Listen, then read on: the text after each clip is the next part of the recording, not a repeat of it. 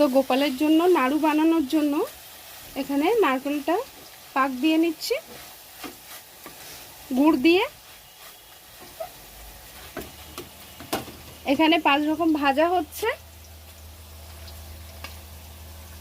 সব গোপালের জন্য স্পেশাল বানানো হচ্ছে। এখানে বানানো হচ্ছে খিচুড়ি, এখানে হবে মালপোয়া। এই ওখানে ওই থালাটা দে পাতিয়ে বলে দিয়েছি এটা। নাড়ুটা বানানোর জন্য নামিয়ে নিয়েছি, এখন গোল গোল করে পাকিয়ে নেব। তালের বড়া বানানোর জন্য মেখে নিয়েছি। এখানে বানানো হচ্ছে তাল ক্ষীর। নাড়ুটা পাকানো হচ্ছে, কিছুটা পাকানো হয়েও গেছে। এখানে 5 রকম ভাজাও হয়ে গেছে, তাল ক্ষীরটাও বানানো হয়ে গেছে। খিচুড়ির জন্য সবজিটা ভাজা হচ্ছে। খিচুড়ির জন্য চাল আর ডালটা ভাজা হচ্ছে।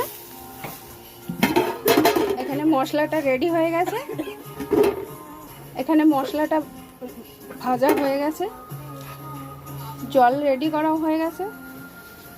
খিচুড়িটা ফুটছে, বাঁধাকপি কাটা হয়ে গেছে খিচুড়ির জন্য। এটা বাঁধাকপি হচ্ছে, এখানে তালের বড়া ভাজা হচ্ছে, এখানে সাজানো হচ্ছে।